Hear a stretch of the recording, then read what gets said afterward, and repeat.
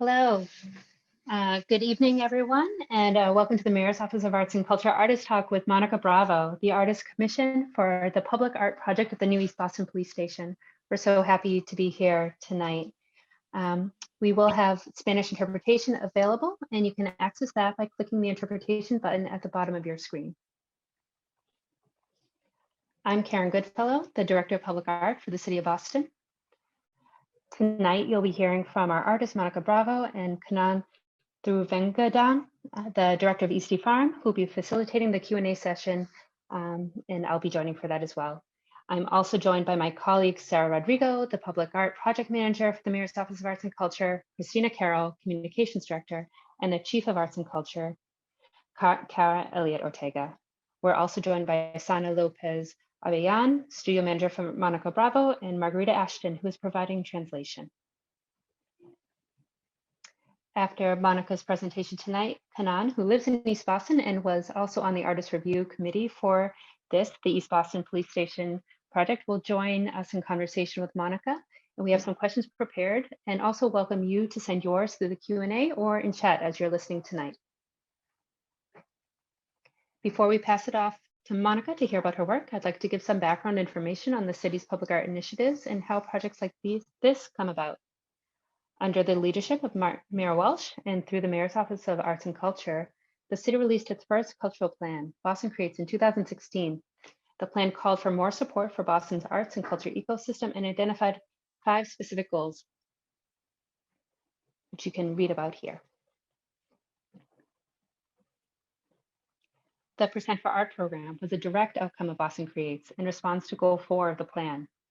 Through this program, 1% of the city's annual capital borrowing budget is allocated toward the commissioning of long-term public art. The goal of this program is to be able to bring new public artworks into every neighborhood that are accessible and reflective of our communities. Over the past several years, we've commissioned artworks as part of city capital projects at schools, community centers, libraries, and police and fire stations. You can see some of the long-term projects led by the city in the graphics on the right.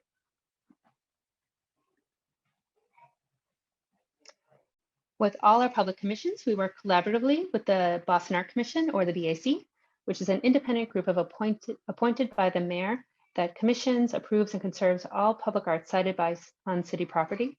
The BAC is guided by their curatorial mission, which you can see here.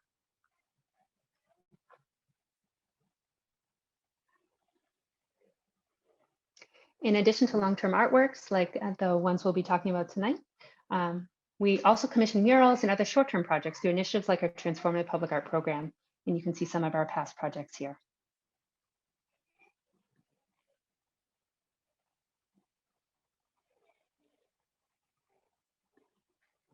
Now I'll share a little bit about this project at the new Area A7 Police Station in East Boston. This project is in collaboration between the Office of Arts and Culture, the Boston Art Commission, the Boston Police Department, and the Boston Public Facilities Department. The City of Boston celebrated the groundbreaking of the new East Boston Police Station on East Eagle Street in October 2019. The construction on the District A7 precinct managed by the city's operations cabinet marks a $29.9 million investment in East Boston's community. The total project budget for this public art project, is $450,000, and the project is expected to take 2 years to complete. The city released an international call to artists for this project and incorporated 3 key values into the call, which went out to artists from all over the world. And those were immigration, climate change, and community. We know East Boston has a deep history with several immigrant communities, and there are several local symbols of immigrants, including To Immigrants with Love murals and the Golden Staircase. East Boston is also experiencing the negative effects of climate change, and the city is partnering with local nonprofits to reduce the impact on the neighborhood. Because East Boston is somewhat isolated from other neighborhoods in the city, the community has strong neighborhood identity. The police officers and Boston Police Department staff also have a close relationship with residents that reflects the tight-knit nature of East Boston. An artist review committee made up of representatives from the Boston Art Commission and local arts professionals representing East Boston reviewed applications and ultimately recommended multidisciplinary artist Monika Bravo for the project. The Boston Art Commission voted to approve the artist selection, and now she's in the design phase of her project. Now it's my pleasure to introduce the artist, Monika Bravo. With that, I'll pass to Monika, and in order to give us time to hear her and chat afterward, I won't read her bio that you see here, but we encourage you to visit boston.gov/public art and click on the East Boston Police Station project, where you'll find her amazing bio. And please do also keep in mind to send us your questions as you're listening, and we'll get to those afterward. And if you're tuning in and you have a question for Monika, you can post it in the chat or raise your hand.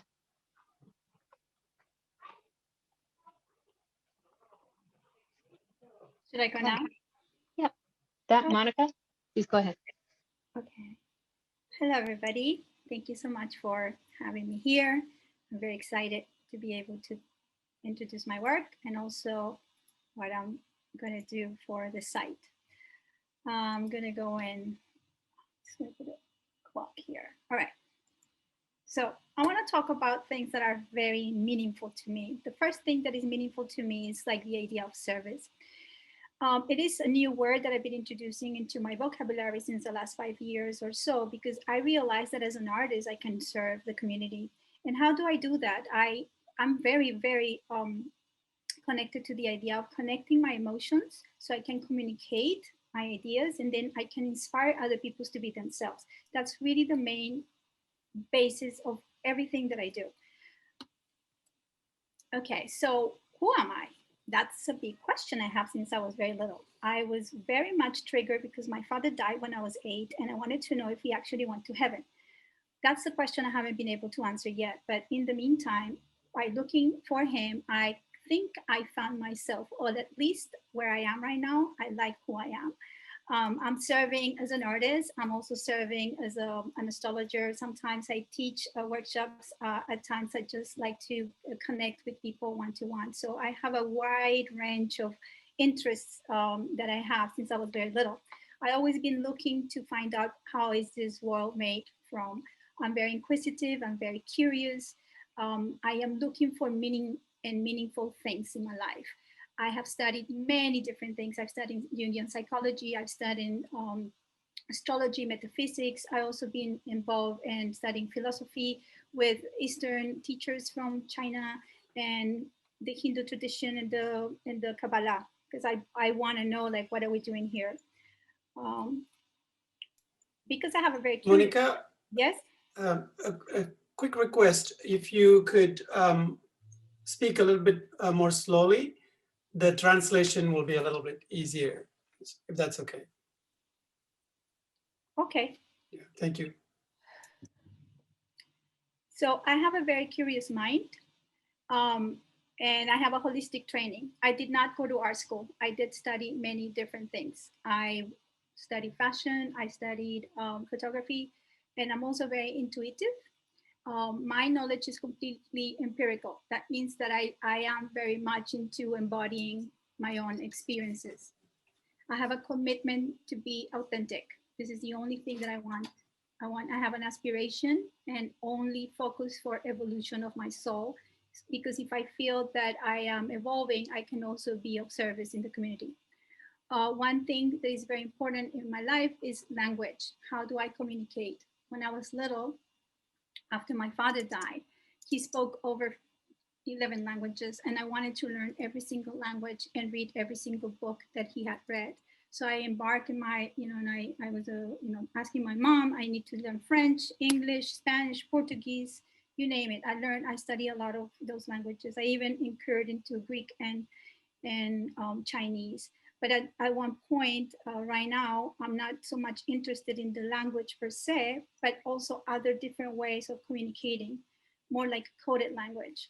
I do have a very deep commitment to public art, and I do practice something that is called observation. Okay, when I create artworks of any kind, whether they go for the public realm or they go for private institutions or private homes, my aim is to create a platform so the viewer can relate to a sense of presence. What does that mean? It means that I create ideas, environments, and all my aim is to fulfill something that is meaningful to me. But at the very end, what I want is just give the viewer a possibility for them to connect emotionally to the piece so they can have their own narrative. One of the questions that I always ask, what is the difference between a space and a place? For me, the difference is very simple. The space is just very abstract and the place becomes endowed with a memory. So I'm very interested in that emotional space that I create all the time. Another question that I like to ask people that they connect to my work is, how does art make you feel? Because I'm so connected to my emotional body. I also want to really give the possibility to the viewers to reconnect to their own embodiment. Another question is, how do I relate to things? Projection and surface are very important, and I have used them as materiality in my work, as well as time. I consider that time is not linear because since I was little, I believe that the narrative that we have been taught is something that it is very limited.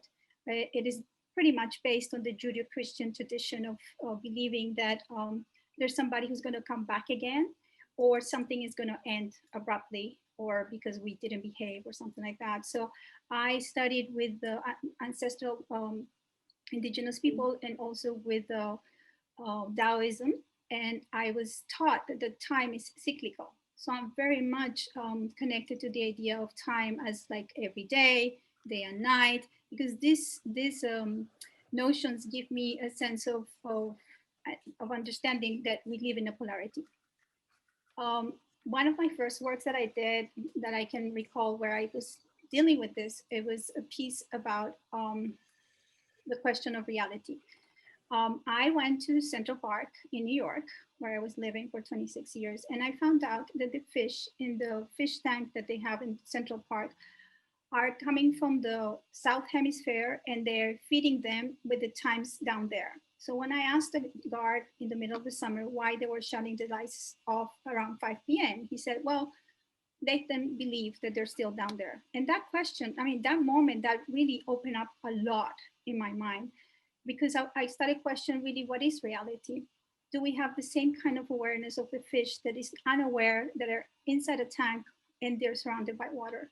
So I wanted to make analogies of this and try to understand really to which extent we human beings are aware of our surroundings, and we're aware that there's something underneath, like an unconscious mind, that is a place where we can tap and where creativity lies. This piece was very interesting because I started playing a lot with materiality and projections. So I placed mirrors in diagonal of the space, as you can see in the images, and I projected images of the fish. Now, when you were entering the space, you would see your own shadow. And it was very interesting because all the places that I exhibit this were underneath, like on a basement. So it made people feel like, that they were also inside of an aquarium. Are we really like inside of an aquarium? Who's running our lives? Is it a God? I mean, are we aware of that? So that was a very important question for me. Another piece that made me question very much about how do I relate to reality, but in this term was, how do I relate to my emotions? I was filming, I lived in front of the Brooklyn Bridge and the Twin Towers. We're there in Brooklyn for over 2 years. No, I lived like 5 years over there, but I filmed for around 2 years the same view every day. I just changed the role because it was back then there was no digital, so I just changed the role of the camera when it was finished. But I taped for 2 years, and what I was exploring was how the view changed very much on the way I am feeling and not so much how I'm seeing. Another piece that happened later on in 2009, I was invited by my own self to create something out of nothing, no recording, no nothing. I wanted to work with the idea of a drawing, and I wanted to create landscapes made out of words. And I was questioning back then, is destiny something that I create, or is it something that is given to me? Or is it something that is given to me and then I fulfill in a way or another? So the idea here was to create a sculptural installation that calls into question how we construct our lives according to our belief systems. So we all believe in things, and how much value do we give to those ideas, then they become our religion or our philosophy of life. So here I'm questioning, to which extent are we aware of the things that we give value to? And if we give value to them, are we aware that we're creating a philosophy of life, and therefore we're creating our own destiny? So here are some samples of how it is. It's all, oh, by the way, I use they're all made with text, and I use the book of Italo Calvino, Invisible Cities, to thread all the cities. So I created 7 different cities and landscapes, skylines of cities that you could recognize, and then I animated them. It's a very playful piece, by the way. I project them on glass because I wanted to use glass as a material to imply that we're all very vulnerable and we may die any moment, and we don't know when we're going to die. So it's very important to accept. And in Buddhism, you know, one of the practices is to always be aware that we are not here forever, that this is an illusion. So if you practice the idea of like you're going to die one day, you're not so much afraid of it. Instead, you live a life full of meaning and joy and happiness, because you know that every day is almost like a miracle. So this piece led me to questioning, why was I born in Colombia and I don't live there? You know, I was born over there. So what does it mean to be born in a place and then just move somewhere else and not stay in Colombia? So I started relating to Colombia with the idea of the landscape, and I wanted to know who were my ancestors. So I traveled throughout the mountains and I met with indigenous people, and they use the language of weaving in order to make bags and to make all kinds of stuff. But this is language. So I was very intrigued that the root of the word textile is the same root as in text. So the main text in the beginning of the history of man were all done in textiles. And the most interesting thing too is that the computer, you know, the iPhone and everything that we're using right now is using a binary system that is very much coming from the loom, you know, how we weave. So all these systems have always been the technologies that we use in order to communicate. So I made this piece, and as you see, sometimes I make animations and then I make still stuff in glass. Okay, so that led me to be invited to the Vatican Pavilion, the Venice Biennale in 2015. I was questioning very much that invitation because I'm not a practicing Catholic. I'm not, you know, I have a little thing about with religion because, as I said before, I cannot prove that my father died and went somewhere. So I always question that. But I thought it was very interesting to be able to relate to the subject that I was given, that it was the first 2 verses of the Gospel of John, where they talk about at the beginning there was the Word. So I thought very much about how religions are spread with the idea of a text, and how much text can be giving us some information, but sometimes or many times it constrains our way of thinking. So I wanted to talk about the idea of the sublime or God, more from the prospect of art or the history of abstract art or landscape as opposed to text, because meaning can always have different perspectives. We all have different things. So here I started using a lot of color, and I wanted to invoke the color of other artists like Matisse or Sonia Delaunay. And I also used the shapes of Malevich. These are all like artists that were alive in the beginning of the 20th century. So I was very much influenced by the color and the abstraction. Here you can see, and I want you to see the image on top to the right, because I'm going to use some of these abstractions for the piece in the East Boston Police Department. Going to be influenced by that. So here, there's something that happens to me emotionally in 2015 is that I left my marriage of 20 years. And a lot of my work, it really stems from my emotional body. So I was kind of broken because I thought that I was going to be married forever. You know, like when you think that something's going to happen forever, then it doesn't. So I decided to go back to the studio and try to pick up all the pieces that they were leftovers from other pieces and try to make sense of what was happening. So I started making these arrangements that I called built objects. I was making an homage to Blinky Palermo, and just they're objects of painting. But the whole funny thing is this is the first time I ever painted, and you can see there's It's not like straight painting here. I just gave myself a license. So I made this piece in 2017, and this is an animated piece, and it was the basis of a piece that I did for the commission for the Metropolitan Arts and Design at Subway Station, Prospect Avenue in Brooklyn. So before I show you that one, I'm going to show you here how I started actually synthesizing all my disciplines and starting like running away from categorization. That's what happened after my marriage, is that I decided that I had been living in compartments, and I wanted to really expand my view and start really including all the things that I thought that they were important, as opposed to keep on separating myself in pieces.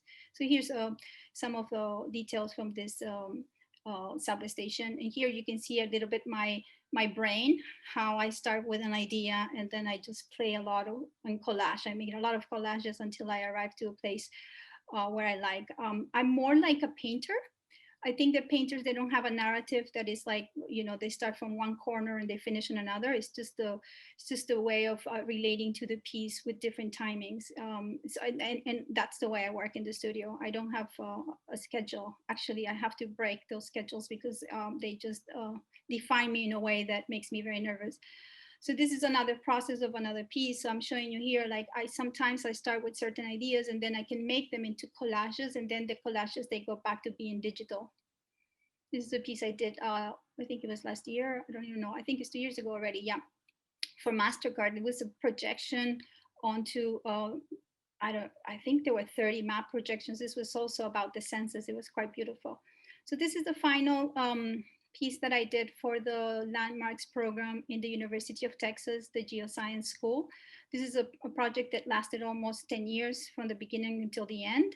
It's an animated piece, and it took 10 years, not because it took that time for me to do it, but because the project was halted, and then I restarted again last year. So this is all about geology and Gaia, our Mother Earth, that we have to really pay attention to it, because there's every single thing that it is, part of it is alive, even the minerals. So here I'm going to show you how it is animated. Just very fast. I mean, you can always go online and look at the work, but I'm just going to show you a little bit how it looks. So what I want you to see here is that I take from a lot of different references, and I do a lot of collage, and I like to be very playful with the images and very colorful. I'm not afraid of color. I'm not afraid of abstraction. I actually like when things look a little bit different than anything anybody else has ever done. I'm always striving for that originality. When I see something that I'm working on and somebody else has already thought about making it, I destroy what I've done. I always done this since I was little. So I'm very much aware of the natural environment. And because I really believe that we are all made out of polarities, as I spoke in the weaving piece. So it's very important to understand that the way we relate to the world is to understanding that we are also made out of polarities. And that's how we relate to others. And here, you know, I'm still talking a little bit about the technique, how I use grains and pixels, and I like to mix a little bit all kinds of techniques. I'm not afraid of the technique nor the color. Here's some other images. This is another piece I did not long ago, and it's about perspective. It's intervention I did for a piece here in Miami. And I'm showing you this is because I think that it is very important to understand that perspective can be materiality. It can give you a sense of wonder, because if you move yourself from where you're thinking that you have the truth and you don't listen to others, you're stuck in a point of view. And what we, sorry, that was sorry. And when you move yourself around and you try to see things in a different perspective, then you might learn something new. So this is how the piece looks like during the day. Like there's no projection, nothing. This is an intervention in like an empty lot, right? And then at night, or when the light changes, there's some projections. So this was a very interesting piece for me to do, because it had many different points of view, and that's what I want to do for the East Boston Police Department. So yeah, last thing. So very important for me, and this is my motto, has been for the last year: the only revolution is to be oneself. And I'm going to talk a little bit about that one. I want to invite Kanan to join the conversation. Yeah, Thank you, Monica. That was really wonderful. And Kanan will be joining us for some conversation. And just a reminder for all of you listening or who may be watching this a recording later, please feel free to send us questions. If you're here today, you can send them to us through the Q&A or through chat. And if you're watching later, please feel free to email us at bac@boston.gov. And with that, Kanan will be joining us for conversation with Monica. Thank you so much. Thank you. Thank you, Karen. Hi, Monica. Hey. That was a great presentation. Thank you. Thank you for correcting me because I always go like faster than light. No, we need that. I mean, we all need that when we, get lost in something, and a little reminder helps. So, but it was good already. I just thought it might be a little easier for the interpreter. And thank you for slowing down after that. That was very helpful. This is very exciting. Thank you for sharing your perspectives and your previous work. And I could have watched some of that animation even a little bit longer, but maybe I'll go and check that out afterwards. Yes, please. There's a question in the chat. We'll just talk about for a minute, just so I can explain the question, just in case people need the context. But then we'll go back to the questions we've already lined up here. And then maybe towards the end, we'll go to the questions in the chat and discuss those as well. But the question from Audrina in the chat is calling us to you specifically to talk about how the art could speak to the mistrust that some folks may have with the police work at this point. And there's been some recent context for that question. So she says, you spoke a lot about language. Are you planning for this artwork to speak to the language of policing and the lack of trust that many people have in the carceral system? So just something to keep in mind while we go through the other questions, and then towards the end, let's get to that one. But it's a good question, so I wanted to call that out. It's a beautiful question, and if everybody's patient, I'm going to thread this question throughout the piece that I'm going to talk to you, because it is a very important question. This is the reason why I wanted to do this piece. This is one of the reasons why I'm so excited about doing the piece for the East Boston Police Department, and I think I can bring some light to this. I'm not going to give solutions, but I can invite people to understand that there are other ways of seeing things. So yes, and we're going to thread it. I'm going to explain language and all that with the next slides. Great. Yeah, thank you. So just to go back to the beginning, you spoke about how your own childhood and what happened in your childhood leading you into your choice of career and to who you are today. On that topic, can you speak more specifically about how your family background influenced your career to be an artist specifically? Okay, thank you. That's a great question. So I put here some pictures that, I'm very goofy. I like to be silly. I think that being silly gives me some lightness in many things, but I'm also very serious and committed. Once I find a discipline and I practice, I can be very intense in it. So both my grandmother, that you can see a picture up there, my grandmother and my mother were educators. My mom's still alive, but she no longer practices. And my grandmother passed in the year 2000. She was really a pioneer, both of them, because they opened kindergartens in Colombia. Like the first kindergarten that you see over there is in 1930s. And they were already using methodologies from Montessori, John Dewey, and Steiner and Reggio. I mean, they had this philosophy about how important it was to give the child the possibility to play and to find out really what was the real vocation. So I remember my mom always telling me since I was very little, like, my love, just be happy. And I was like looking at her and like how? She goes, just do what you love the most. She always told me that. So I have never received anything like, oh, you shouldn't study this, how are you going to make a living? She was always very supportive. And so that's how it was embedded in me. Also, my first job, I've always been very much related to value. So when I was little, I was like, Mom, I need to work. And she was, okay, what do you want to do? And I said, I want to work in your school. So she said, can you teach other kids to read? So my first job around 4 or 5, because I learned very early on, was to teach my cousin how to read. And of course, I asked her for money because that was obvious. But yeah, so you can see here in this picture that I also like to be different. So I remember how upset I was when I designed this outfit up there with the arrow, and my mom had the brilliant idea to create the same outfit for my sisters. I was so upset. I wanted this outfit for myself, and I kept on telling my mom, just I want to be different. I want to be different. So she hurt me after that.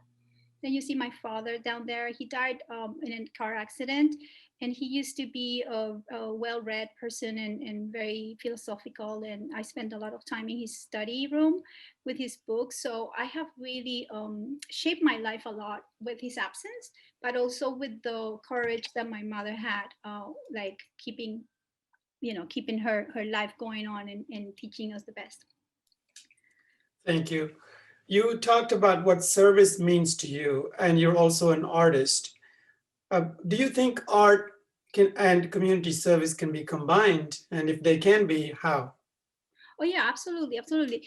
The idea of service is very interesting because it's also like other words that we can use instead of service could be like contribution. So if you look at the root of the word contribute, it comes from the tribe. So how can I give something to my tribe? How can I be of service? How can I like be myself fully? And if I am fully myself, I don't have to be picking on somebody else. So this is really going back to the question of the person that wanted to know about the police. One of the things that I'm very aware right now is that we spend so much time policing our neighbors. We spend so much time policing our family, our children, our parents, anybody. We're just telling people what to do. But if we would spend more time like finding out who we are, we wouldn't be policing other people. We would, like today I made a joke on social media because everybody's doing the meme of Bernie Sanders with the gloves everywhere. You know what I wrote today? I said, if people will only spend the same time, I mean, it was funny, okay, but after 100 of them, come on. If you spend the same amount of time that you are like creating this image and then forwarding in self-inquiry, the horizon will be completely different. So it's really about accountability. For me, I think it is very important that every human being finds his own calling. Find out what is it the language they want to speak. If you want to serve the community teaching, go ahead. If you want to serve the community being an artist, go ahead. But just really truly be true to yourself. Because once you root that, you're like a tree.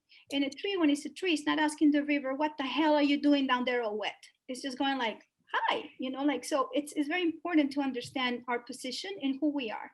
But if we feed that from our hearts, and that's one thing that I want to talk about everybody who's an immigrant. I'm an immigrant. I came to the United States in 1994.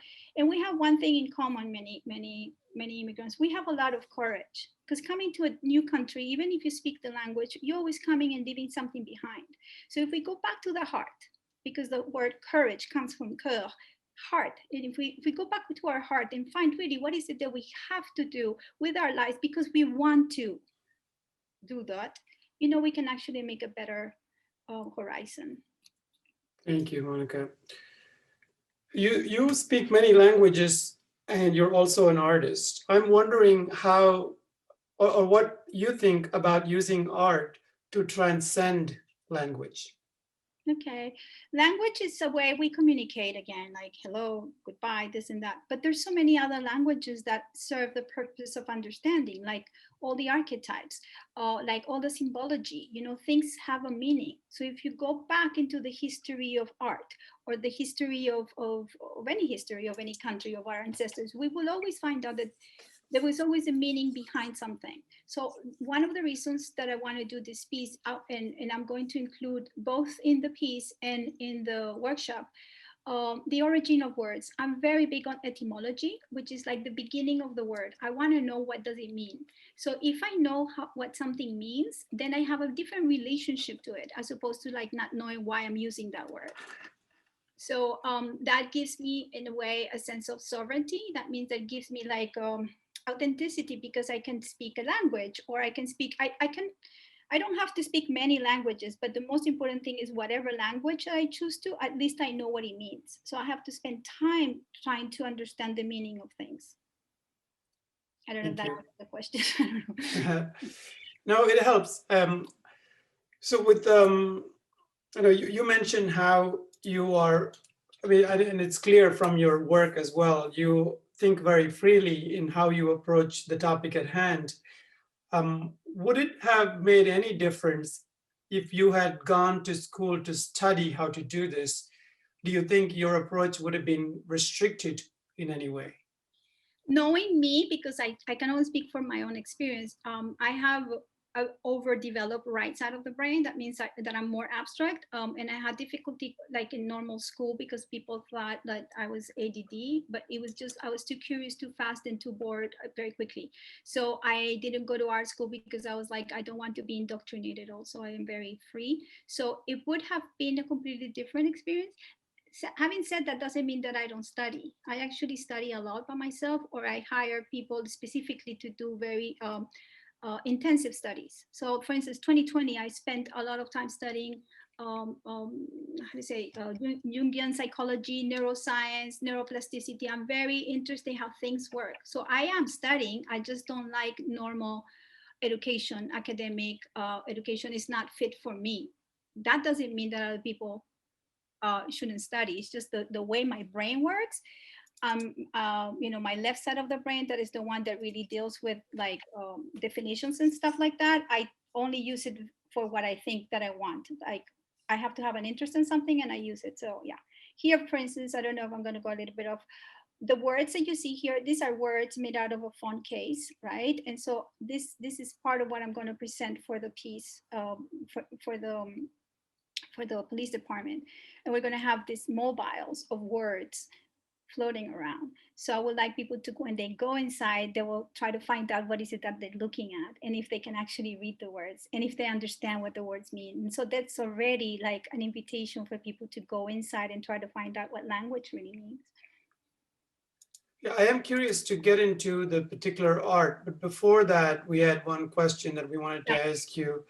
Um, So all these different methodologies that you use, you said earlier that you're not afraid of techniques, and all these different methodologies and the pedagogy that you use, what got you interested in this? Part of it was like given to me because of my background with my grandmother and my mother. So it took me a while to realize that actually I had that. It was like, oh, I inherit in this situation. But another was is also my curious mind, and because I always been very curious, I also been doing a lot of work with self-inquiry. So I have learned many techniques of how to understand who I am as a unique human being, and how can my uniqueness can really be of service and benefit for the rest of the collective. So I'm a person that encourages very much people to find out who they are with the different kind of languages. And that's why I study evolutionary astrology and human design. There are many different psychotechnologies right now that they can be used in order for people to understand who they are and make the best of their own capacities, because not everybody has the same capacity. And I have to say that, yeah, some people think that the capacity is only because of possibilities of economical, and yes, but I have seen many cases when people, they have that as an obstacle and they fulfill. So it's a combination of things. So I will say, I invite people, if you're curious into something, just go right now. Google is free for now. The internet is free. You can learn so much still for free. Right. So we're looking at some shapes and they seem pretty abstract. Would you like to explain how you would like you interpret them yourself? Okay, so the important thing about abstraction is that it has a meaning to me, but it not necessarily has the same meaning for another people. That's why they're abstract. But I'm going to make allusion or reference to certain things. So one of the things that I like a lot about the site, there's a couple of things. East Boston is based on a landfill. There were 5 islands that they got together, right? And so that the shapes you see here on the bottom are the original islands, and then you don't know that they're separate, or probably you do, but I want to give you the idea of the shapes as things like how the land was before they put the landfill, because this is also about immigration, putting things together, the melting pot. But I want to be able to build layers of understanding that before East Boston was East Boston, it had a different topography. So I'm going to relate to the space as the topography part of it with the shapes. These shapes that now you see in color on the bottom, they're going to have information. I'm just not showing everything here. So they're going to have sort of like some shapes, and there I'm going to overlay the mobiles with the abstract words on top of it. None of these things are final. I just did not put anything that is final because I don't want anybody to have an idea of that this is going to happen and then they get disappointed when they see the artwork. This is just an invitation of more or less how I'm going to do it. So you see shapes here, you see, okay, so there's some two facts that are very interesting for me. When I was doing the research, I learned that Eagle Hill, it's the name of the neighborhood. And then the police department is going to be in a street called Condor. And I was just laughing so much because both the eagle and the condor, which condor is a kind of eagle, is the same animal, are the symbols of two of the passports that I hold. One is America, like United States of America, and the other one is Colombia. Now, the other thing that I realized is that one of the population that is the larger population in East Boston is also Colombian. So hola amigos, you know, I'm so happy that I'm going to be able to do that. So we're going to see symbology from that is relevant to the piece. We're going to see maps. We're going to see some things where people can recognize themselves in it from history throughout. It's going to be like a layering of history, layering of information. Great. Yeah, that neighborhood is, you'll see a set of parallel streets that are all named after birds of prey: eagle, condor, and falcon. Oh yeah, okay. Yeah, interesting. yeah. And another thing, sorry, before, the reason why I love the eagle and the condor is because the eagle and the condor, they have a very particular way of vision. They can see things from a very far away and in a very abstract way, but when they catch a prey in the eye, they just go for it. So this is a kind of vision that I think that is very interesting, because when you are in like observation mode, you go distant and then you can see things differently. If you stand in a different position, and this goes for like, how can we create dialogue? Is when we have a point of view that is so fixed, like, I believe that the sky is green. And then the other person says, no, I'm sorry, it is blue. I says, no, I see it green. And the other person says, well, why don't I invite you to come over here and maybe you're going to see it. So I decide to go to the other corner and go, oh my God, you're right. There's a shade of blue over there. So this is a whole invitation that I want to do with the piece. Is like positioning things in a way that you have to move around so you can understand that if you move around, you have a different perspective. Great. I know you said you don't want to finalize on the art installation, and I respect that, because you want to engage people, get people's ideas, and then create the art installation out of that. Can you say more about what the art installation is going to be like? You mentioned mobiles earlier. Can you just maybe describe that a little bit more, and what aspects of art you think will be there, no matter what the engagement says? Okay, so there's going to be some mosaic and glass mosaic. And in the glass mosaic, those islands are going to be on glass mosaic, and they're going to have a lot of information that is coming from the maps, topography, you know, things a little bit like on top of this image. Very abstract, but you know, stuff that you can recognize or not. And I decided to make it like, instead of having a blob, like a square thing, I want to use the shapes of the islands to actually shape the pieces in the space, as you see here on the top right. I'm working on that still, and it's only color right now because I'm not going to put the final images, and I use the same mobile over and over, so to give a reference, but I'm not putting, you know, the final one yet. Now, the whole experience is going to be taking the two different spaces. One is the main entrance to the building, where you're going to find on top of one of the walls, you're going to find a mixture of this how do you say, like the mosaic with this information, and these mobiles are going to be superimposed. So you're going to see things moving or not, or like depending how, where you are standing, you're going to see things in a different perspective. If you go to the other room, the community room, you're also going to have that. So depending where you're standing, if you're standing outside or from this side of the window or the other side, you will always find something new to engage with, because it's not a fixed piece. It has so many different corners where to see it, that it's always going to be something new that you're going to discover. Great. And Thank you. I wanted to talk a little bit about the title. Unus Mundus. It means one world, and it's a title in Latin that refers to Carl Jung, the psychologist, where he says that when you get inside of yourself and you start having a relationship to your needs and who you are as an individual, you can actually tap into the waters of creativity. And if you tap into those waters, you will have a lot of wisdom coming from the subconscious. And when you allow that to happen through you, then we can create one, like oneness. This is really what the Taoist or the Buddhist called like we are all one, or even Jesus, we're all love. And so I'm talking about this. And being one doesn't mean that I'm going to do what you say and you do. It means I am going to be my own sovereign person. I'm going to be my own agent. And because I recognize your agency too, then we can be part of a community. And that's what Unus Mundus means. Okay, so that's the direct translation of Unus Mundus. But what do you also want to talk about what it means to you specifically? Well, I'm not separated from my work ever. These are my babies.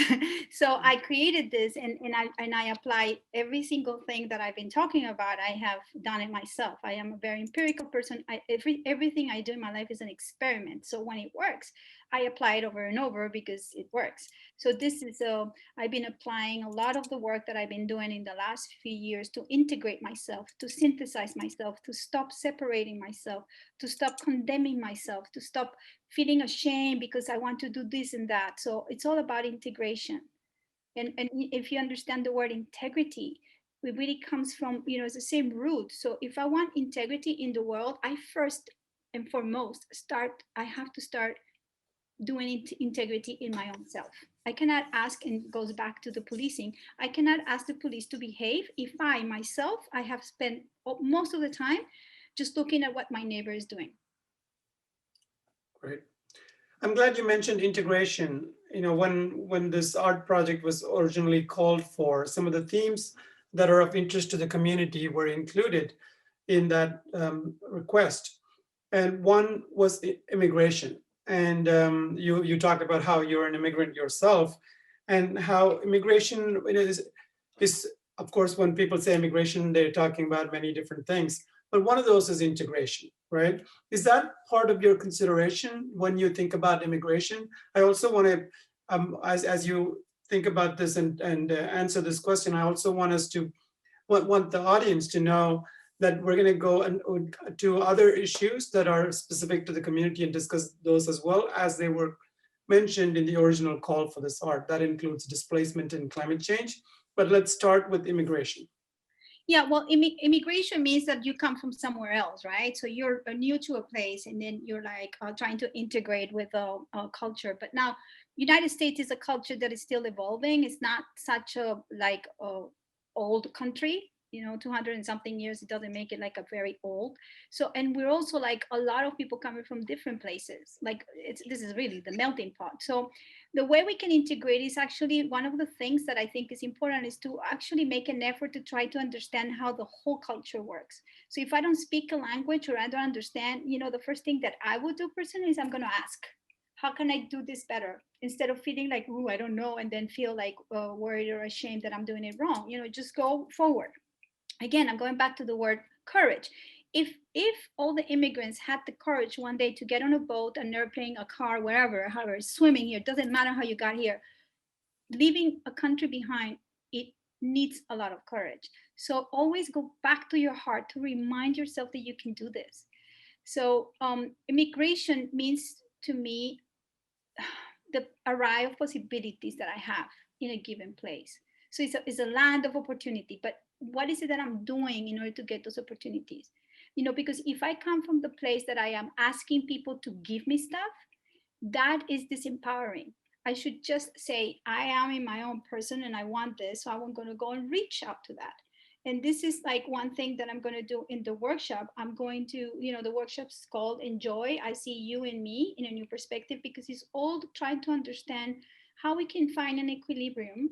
How can we find perspective in everything that we do, and we become active in the community, not waiting for things to be given to us. Hey, if somebody gives me something, thank you very much, but I'm not going to sit down here waiting for it to happen. because I think that that's a very disempowering attitude. Monica, for a long time, East Boston has been a community of immigrants where people come and settle. And now with the discovery of many things that are convenient and comfortable about the neighborhood, it's getting gentrified and people are getting displaced. I wonder if you've considered displacement in how you are thinking about this art. But before that, Karen, sorry, were you trying to say something? Yeah, thank you, Kanan. I just wanted to point out that it's 10 of the hour, and we had also prepared some questions for the audience, and I wanted to ask if we wanted to share that so they can answer while you're chatting, or also if we wanted to share the poll that we had prepared. I will do whatever you want. I think the asking the poll question at this point makes sense so that people have Great. some time to answer those. And Monica could still be talking about it while you put the poll questions. Thank you. Let's look at this slide, and it says differences, similes, perspective, syntheses, dialogos, which means two-way of reasoning. And so when you speak, I listen. So when you feel disempowered and you feel disassociated, or you feel I don't know, like you don't belong, it's something that stems from the inside. It's a perception that you have from within.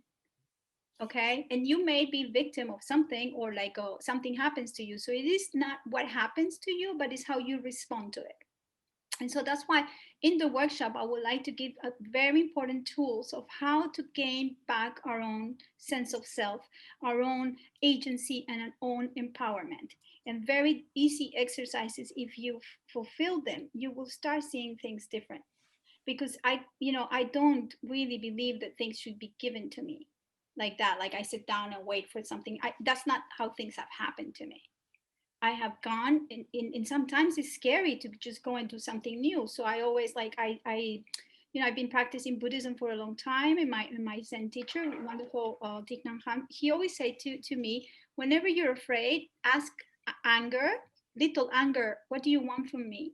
And every time I ask little anger, does it want from me? Anger is just calming down. Or if I'm afraid, I will say, little fear, what do you want? And then fear goes away when I confront it.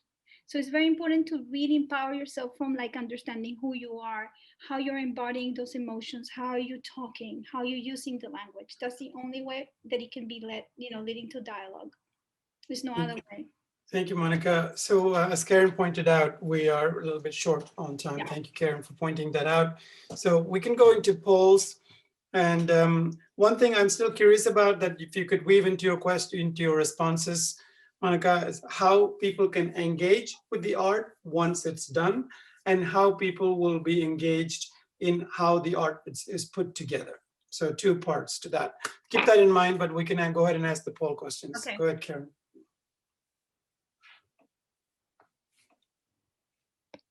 Okay. Should I talk or wait for the questions? You can answer. Oh yeah. Well, again, I'm going to provide a platform for people to be able to engage. And like I do with every piece of art that I make, I am not responsible for people's responses. I have an invitation for people, but people have their own agency. And if they don't have their agency, they should go and get it. They should practice sovereignty. They should really practice embodiment, because all I can do is just inspire everybody to be themselves, because I've done that. And so I will invite in a colorful way. I'm going to, with the workshop, that is a lot of fun. It's a workshop that is geared to like both adults and children. We're going to create a mobile. We're going to create, and not a phone mobile, like something that moves around with paper and shows us how things can be seen from different places. So it's part of the practice in the workshop also is going to be based on these 3 words. Intention. It's very important to know what is the intention of the things that I'm doing. And once I know what the intention is, I can put attention to that. So if I'm diligent with the attention, then I will have presence. And then if I just really become present with everything, I don't need to go and tell anybody what else to do, because I'm with me doing my thing. So thanks, Monica. Yeah. So let's give people a little bit of time to respond. And Karen, you're planning to share the responses at some point, right? Yeah, maybe we'll give people just 1 more minute to respond. Yeah, let's do that. Any other question? well, let's give people some time to think. Okay. Yeah.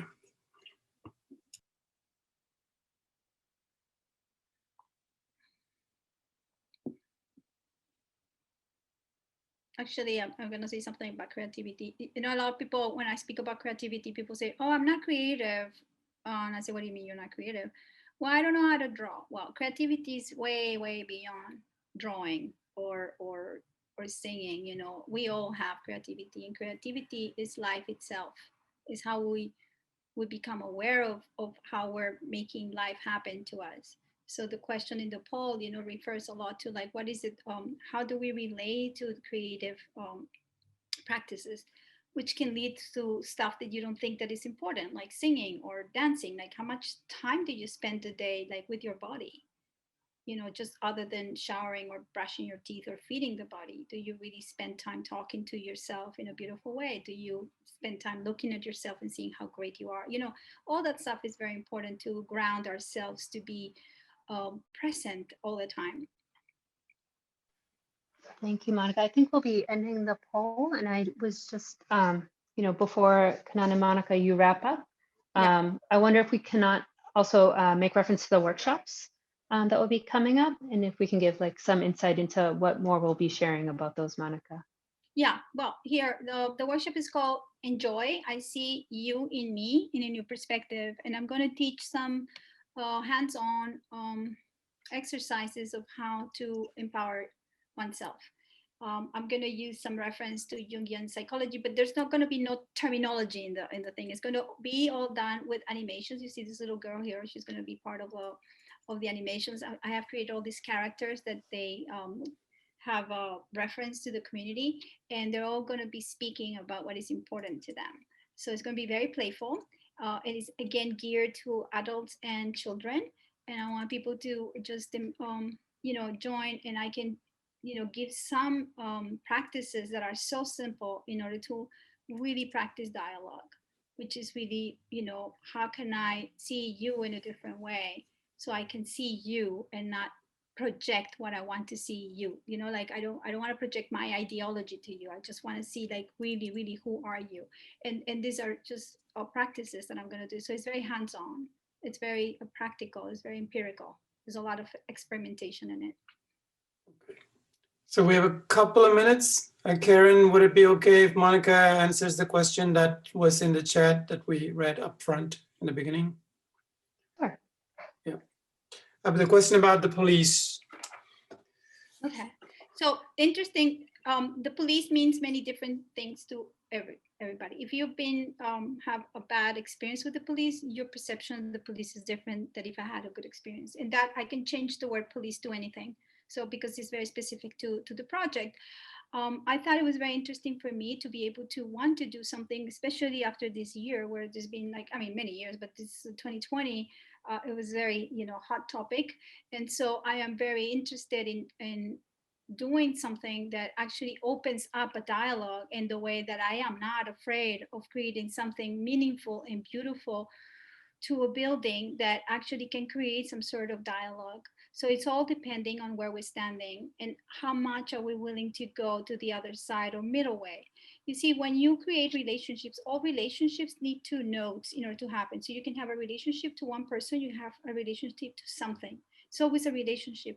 And when you recognize that you are projecting things or expecting things on the other, then you can do a lot of work that is try to see what is it that you don't like in the other person that you're not yet integrated in yourself. This is a very old technique. It's very psychological, and these are the things that I'm going to teach in the workshop. It's called shadow work. It's very interesting. It's just like we're going to do a lot of work inside. So if this person is interested, I would very gladly like to see this person in the workshop, because there are many ways of, I'm not saying, okay, go ahead and accept what they've done, because it's not about that. It's my own accountability. And if I'm not a judge and I'm not somebody condemning, that's my job, I'm going to refrain from doing that. I'm going to trust that there's somebody else that is going to do that. And in the meantime, I'm going to do this work because this is what I cherish, and this is where I can, fulfill my own sense of service. So I spend more time doing this kind of things that just going out there and asking for justice. I no offense, like, people do whatever they want to do. But in my case, that's how I spend my time trying Thank to. you, Monika. I think we're at the hour now. Karen, is there anything we need to share with the audience so people know how to get back in touch? Sure. I think we wanted to share the poll. I think also we wanted to just thank everyone and thank you, Monica. Thank you, Kanan and Sana and Christina, Sarah and Margarita, and all of you who are joining us this evening by watching a recording. We look forward to seeing you all again very soon. We encourage you to reach out to us at boston.gov, whether you're with us tonight or you're watching this recording later. And you can also visit boston.gov/publicart for updates on the project. And you can also follow up with us on social media at Arts in Boston. Okay, yeah. Thank you, Karen. It's fun to see how many people picked drawing. That appears to be the most. And listening to music is the next. Yeah, acting, what else? Great. Listening to music. Yeah, there's so many activities that relate us to creativity. Thank you all. Thank you very much for the questions, and I'm sorry, Adriana, if I didn't meet your needs of defunding the police. You have more opportunity. Yeah, I think that artists, we have opportunities to create beauty, and that's very important. So Great. It's good to be here. Thank you very much. All right. Thank you, everyone. Thank you. Bye. Bye.